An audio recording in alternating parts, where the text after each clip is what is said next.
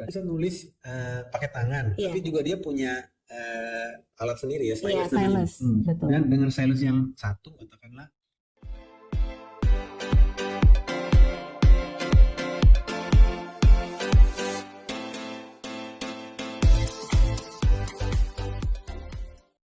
Sobat Tricode, jumpa lagi dalam podcast Tricode.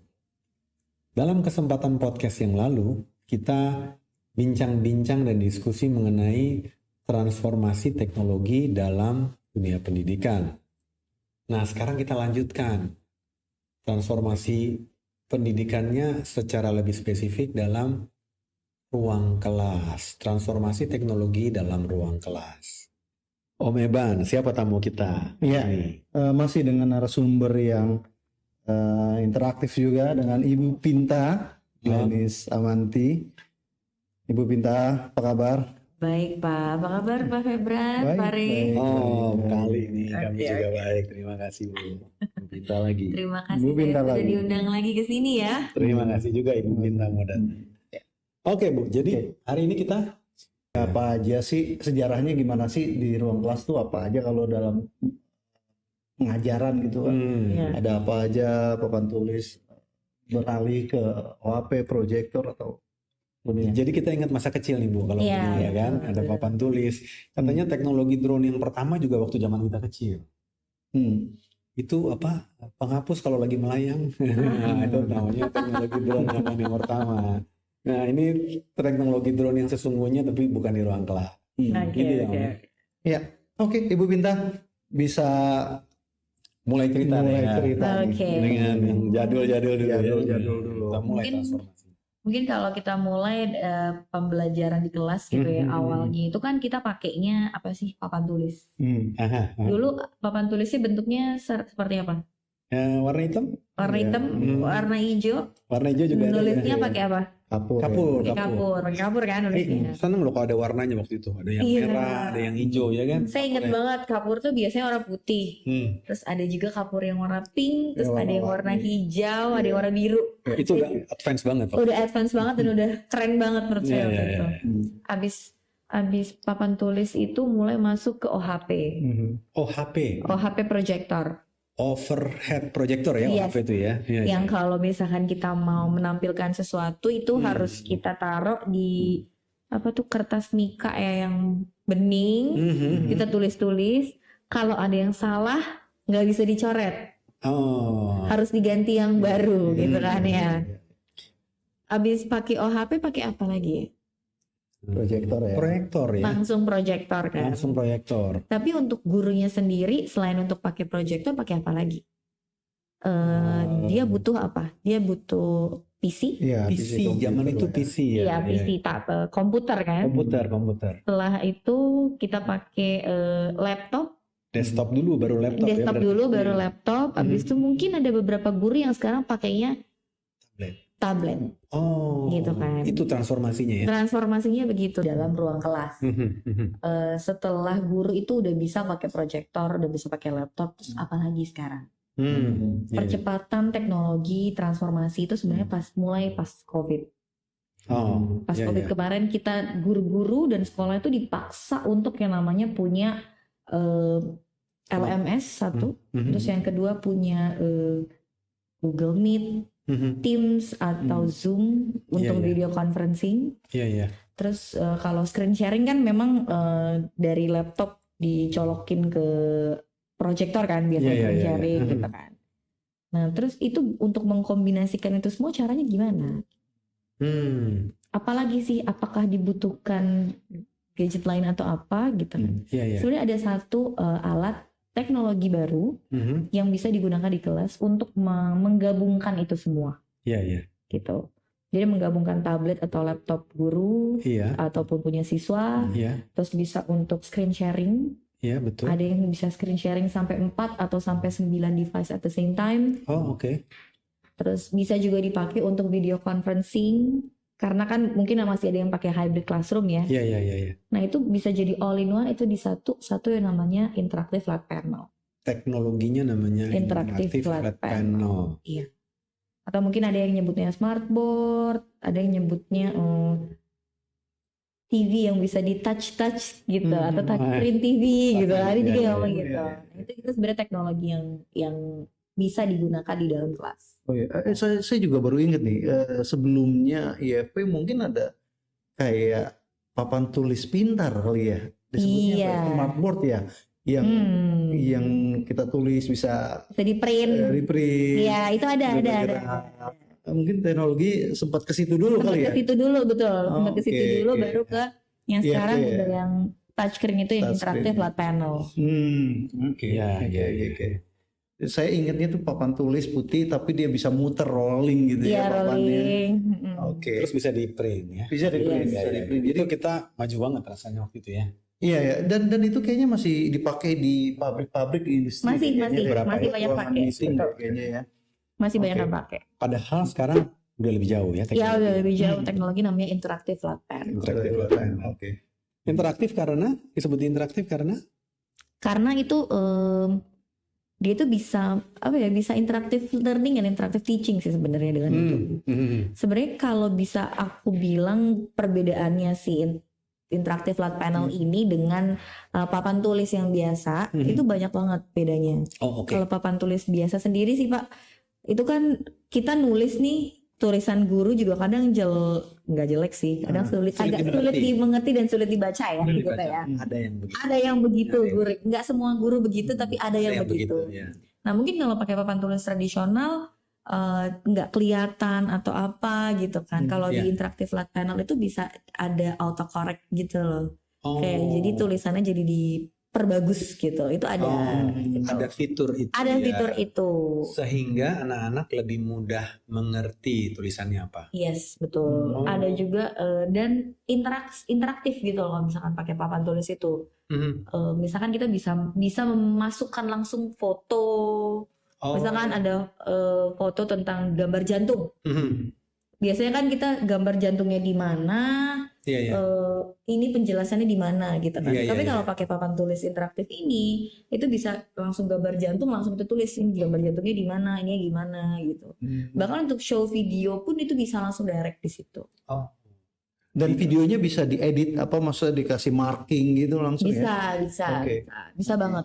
Dengan tulisan tangan sang guru. Iya. Iya kan ya? Iya. Dan kalau papan tulis yang biasa itu kan sulit diakses ya Pak. Maksudnya gurunya harus ke depan. Harus nulis dari depan. iya. Tapi kalau pakai interaktif flat panel, guru tuh bisa duduk paling belakang. Iya. Dia bisa mengoperasikan interaktif flat panel tuh dari laptopnya dia di tempat duduk di belakang gitu misalkan. Kita lagi diskusi, gurunya di belakang, anak-anak lihat di depan untuk diskusi itu bisa. Oh, artinya ruang gerak guru itu Nggak cuma di depan jadi Iya, iya, nantinya. iya, Dia iya. bisa kemana-mana untuk guru nanti. lebih bebas ya. Lebih bebas. Iya, Dan iya. ada satu hal yang menarik di pemakaian interaktif flat panel ini.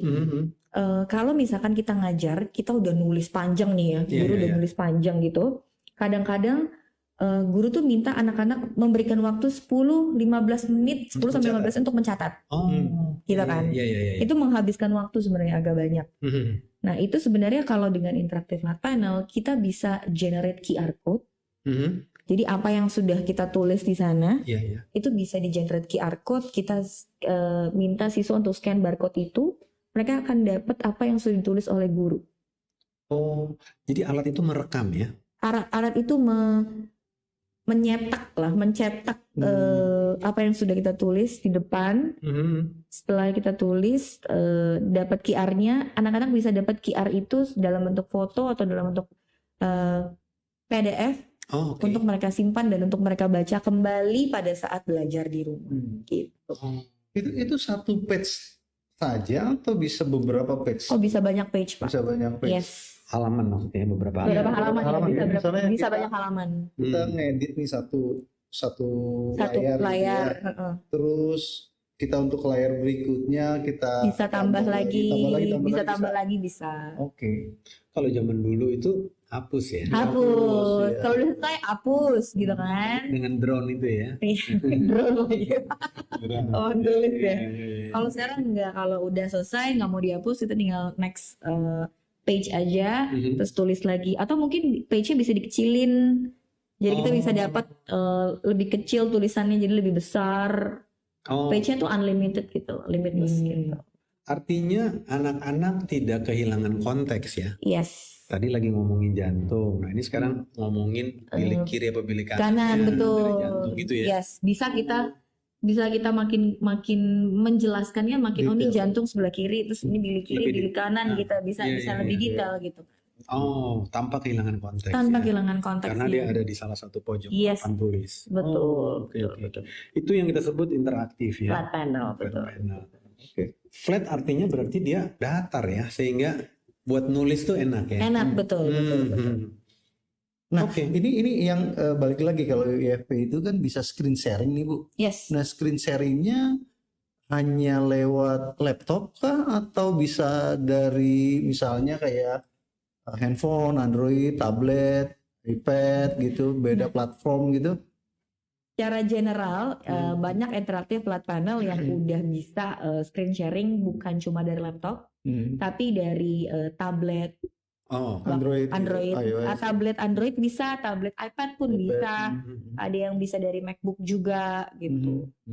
Chrome juga ada yang bisa, Chromecast, Chromebook itu juga bisa gitu. Artinya dari gadgetnya siswa dia screen ke depan gitu ya? Bisa, iya. Dan bahkan ada beberapa interaktif flat panel juga yang bukan cuma dari siswa ke depan sini, tapi dari depan siswa yang di belakang mau lihat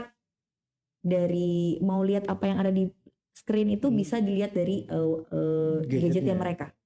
Oh, jadi sebaliknya ya? Sebaliknya bisa. Apa yang ada di papan ada di depan Ada di meja depan mereka? meja, yes bisa. Oh, Ada beberapa yang bisa seperti itu. saya ingat tuh waktu saya masih SMP itu salah satu kesulitan saya melihat ke papan tulis, dan waktu saya malu mau pakai kacamata gitu karena kacamata tuh zaman dulu kayaknya apa gitu ya. Jadi saya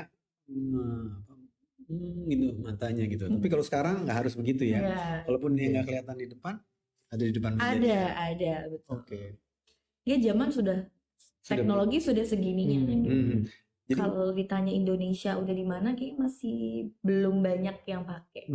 Tapi sudah ada. Sudah ada Dan perlahan-lahan, terutama dengan podcastnya Sobat Trikot ini, kita bisa mengetahui bahwa di Indonesia juga sudah banyak dan akan menjadi lebih banyak. Iya, betul. Gitu ya, Om Evan ya. Betul. Ya, siap. Fitur screen mirroring apalagi Bu yang IFP bisa gitu ya? Sebenarnya kalau tadi selain screen mirroring, kita kan bisa melakukan hybrid learning juga. Hybrid learning juga. Jadi misalkan kita mau pakai Zoom atau Teams atau Google Meet ya. Google Classroom. Google Meet ya. Google Meet ya. Kita bisa langsung buka aplikasinya di sini dan langsung streaming tuh bisa. Oh, itu yang namanya hybrid ya. Artinya on-site dan online juga bisa. Online. Ya. As long as ada kameranya, ada mikrofonnya juga. Iya. Jadi ada tambahan peralatan yang dibutuhkan tambahan, ya. Betul. Oke. Jadi kita berharap bahwa dengan interactive flat panel ini keterlibatan murid itu lebih tinggi. Lebih tinggi, yes. Betul. Jadi karena kita kan kalau ngajar di kelas itu bukan cuma ngajar dari guru ke siswa kan Pak. Kita pengen siswa juga bisa memberikan masukan ke kita. Interaktif. Iya, lebih interaktif juga. Iya. That's why ada yang namanya interactive flat panel ini. Memang didesain untuk apa? Untuk memberikan dan menghidupkan suasana kelas. Jadi pembelajarannya tuh lebih interaktif. Bukan cuma satu arah tapi dua arah. Oh, itu udah ciri abad 21 ya? Yes, ya, betul. Gitu ya. Betul. Bahwa Ya. Oke. Kalau kolaborasi bisa ya Bu ya? Bisa. Misalnya beberapa siswa gitu datang ke depan gitu ya untuk coret-coret. Bisa. Beberapa interaktif flat panel yang sudah memperbolehkan kolaborasi banyak siswa.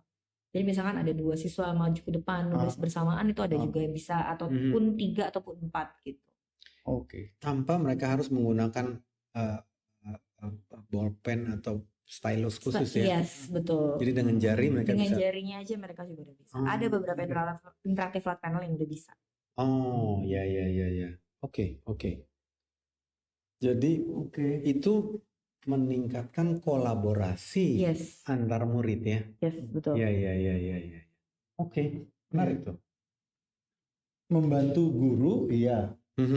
Bikin interaktif murid, iya ya. Betul. Terus juga recording ya.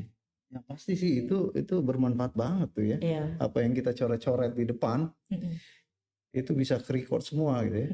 Oke, jadi kalau boleh pertanyaan lebih spesifik, perbedaan yang signifikan ya antara IFP dengan proyektor maupun smart TV apa tuh? Ya.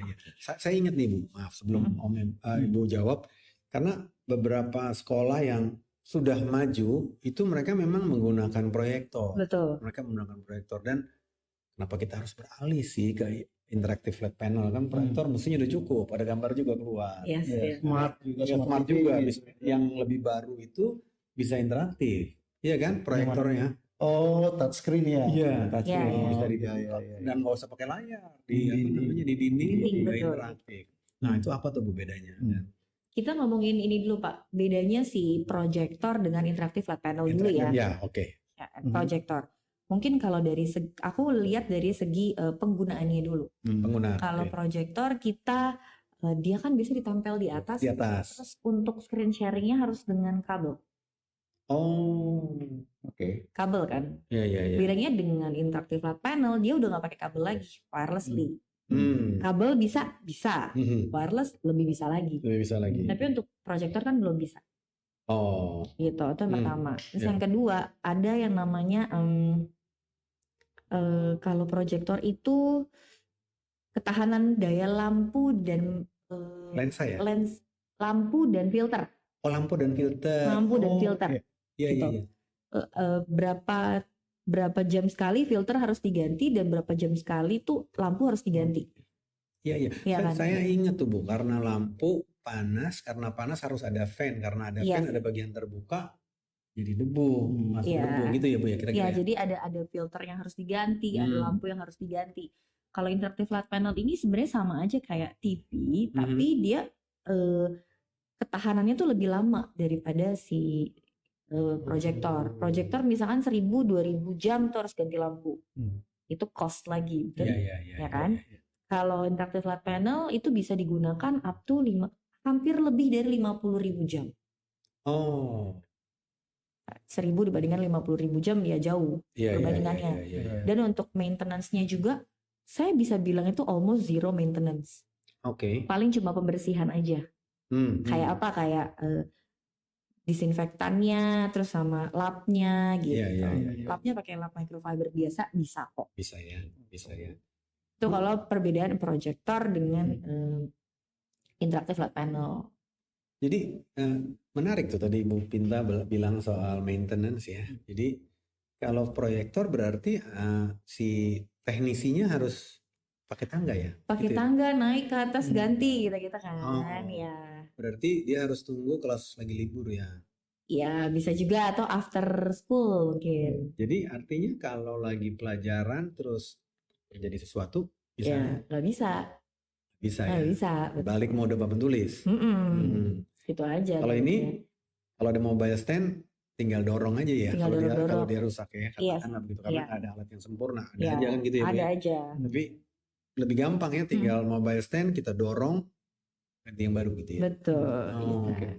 Ya. Nah tadi perbedaannya dengan smart TV apa tuh? Kalau perbedaan dengan smart TV, TV itu kan sebenarnya dirancang untuk nonton video Pak, ya kan? Kalau interactive flat panel itu memang dirancang untuk interaksi dan pembelajaran. Jadi gambar yang dihasilkan sebenarnya beda. Nah yang kedua, kalau TV itu nggak bisa di touch. Ya kan? Dan dia itu ringkih. Kacanya tuh ringkih. Kena benturan apa? Kalau TV kan dia ini ya suka tiba-tiba pecah lah apalah gitu kan. Kalau interactive flat panel biasanya itu kacanya itu dia tempered glass, tebel, terus udah ada coating-coating yang membuat mereka lebih tahan lama. Nah, yang ketiga, TV itu kan dia glare. Jadi bahaya untuk mata anak sebenarnya. Kalau kelamaan. Kalau kelamaan dilihat itu TV gitu nonton gitu kan kadang kita juga pusing ya. Karena itu dia glare banget. Kalau interactive flat panel rata-rata tuh dia udah punya yang namanya anti glare coating atau mungkin non glare coating. Iya. Jadi sangat aman. Udah ada sertifikasi yang dia bikin kayak iCare, Blue Light gitu tuh udah ada di Interactive Flat Panel gitu sih. Iya. Tapi ya memang dari segi pricing ya kita nggak bisa head to headin Smart TV dengan Interactive Flat Panel. Iya. Tapi untuk jangka panjangnya ya bisa kita hitungkan lah nanti. Jadi maksud Ibu Smart TV itu tidak dirancang untuk education di dalam classroom. Betul. Sehingga jangan harap bahwa dia punya fitur-fitur seperti online modenya, screen sharing, bisa coret-coret gitu ya. Itu tidak akan pernah terjadi di Smart TV. Iya. Ada juga, aku punya satu cases sih sebenarnya. Ada beberapa tempat yang pernah saya kunjungin, Pak. Mereka itu pakai Smart TV. Oke. Dan Smart TV-nya itu mereka coret-coret pakai spidol. Oh, ada yang begitu. Ada yang begitu. Spidolnya whiteboard. Spidol whiteboard terus dilap lagi. Tapi jadinya ya Smart TV-nya jadi kotor gitu. Iya. Dan itu jadi kurang bagus lah ke depannya. Menarik kalau mereka coret-coret, tapi kan nggak di-record sama TV-nya. Iya, gitu ya. Kalau kita kan bisa nge-record juga. Record ya. Iya. Oh, jadi boleh aja tuh Sobat Record kalau mau coret-coret, cuman itu tadi bahwa kotor dan tidak ter-record. Jadi lebih baik memang pilihan untuk education memang interaktif flat panel. Catat Sobat Record. Iya, tapi satu lagi pertanyaan, Bu. Kalau misalnya apakah ada syaratnya kan kelas itu harus apa untuk bisa pakai flat panel? Harus ruangan ber-AC kah atau non AC juga oke? Kalau syarat utamanya sih Pak, satu dia punya listrik. Oke.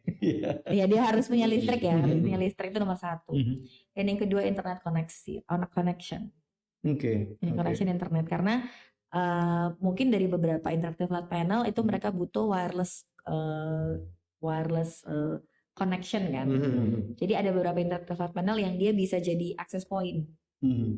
Jadi siswa atau guru tuh bisa langsung generate hotspot dari interactive flat panelnya. Screen sharing bisa langsung. Ada beberapa interactive flat panel screen sharing itu bisa sampai 4 atau bahkan 9 device at the same time. Oh, screen sharing. Tapi artinya gini, kalau ruangan kelas itu, mohon maaf, kalau di sekolah kita kan masih banyak yang nggak ber-AC gitu ya. Itu masih oke kan? Masih oke. Bukan visi interaktifnya tadi, ada internetnya kan, sehingga pembelajaran itu karena sumber-sumber bahan belajar itu kan ada di seluruh dunia ya. Iya, dan itu bisa diakses dari si ruang kelas tersebut. Oleh guru dan anak yang mau belajar tentang macam-macam ya. Yes, betul. Ya. Nah, pilihan kepada IFP, katakanlah begitu, singkatannya begitu ya Bu ya. Dibandingkan dengan Smart TV memang rasanya jadi masuk akal gitu ya, karena Smart TV nggak akan pernah jadi interaktif flat panel gitu ya. Tapi interaktif flat panel bisa jadi Smart TV ya, karena bisa. Dia bisa muter kan video, bisa muter YouTube dan lain-lain ya. Bisa. Catat Sobat Record. Jadi kalau kita bicara tentang investasi jangka panjang, memang sekolah bisa saja atau universitas bisa saja memutuskan untuk menggunakan Smart TV misalnya, karena biayanya lebih murah. Hitung perkalian kelas gitu ya. Tapi begitu kita bicara soal investasi jangka panjang ya, pada akhirnya mereka akan ke sana juga kan gitu ya. Betul. Karena tetangga sebelah udah pakai itu kan gitu ya. Tapi memang dorongannya bukan karena tetangga sebelah, tapi kebutuhannya kan gitu ya, baik bagi guru maupun bagi murid atau mahasiswanya kan gitu. Kan gitu ya. Sebenarnya kalau interactive flat panel ini saya bisa bilang lebih durable sih Pak. Lebih durable juga ya. Lebih durable juga dibandingkan dengan Smart TV. Karena banyak Smart TV kalau kena goncangan, kena apa, dia kan cepat pecah. Kalau cepat ganti layar. Ya. Kita kalau interactive flat panel tuh biasanya kena guncangan, kena timpukan. Enggak timpuk sih Pak. Kalau timpuk ada kaca juga ya. Kena apa ya, misalkan kayak gitu masih aman lah. Masih aman ya. Ya terutama ini kan kalau dipakai anak gitu kan, mungkin nggak halus gitu, tapi agak ada penekanan itu is oke lah ya. Is oke, itu aman. Iya. Karena dari kaca sendiri, kacanya beda sama kaca TV. Iya. Oke. Oh, saya jadi ingat lagi nih. Jadi begitu digali makin, ini kan bisa nulis pakai tangan, Iya. tapi juga dia punya alat sendiri ya, Iya, stylus namanya. stylus, betul. Dan dengan stylus yang satu, katakanlah, kita bisa macam-macam warna ya. Iya, betul Pak, betul. Ada banyak pilihan warna ya. Betul. Jadi artinya kalau kita mau karya seni gitu lah ya, katakanlah ya, dia bisa milih banyak warna ya dengan Betul Pak. stylus yang sama ya. Oh, iya. Oke, banyak hal lagi yang kita akan gali tentunya ya. Karena ini makin Lebih menarik. detail. Makin kita gali makin menarik. Ya. menarik. Dari sisi fitur dan segala macam. Betul Om Eban. Seperti kata Om Febran, topik-topik podcast di Trikot selalu menarik. Ikuti terus.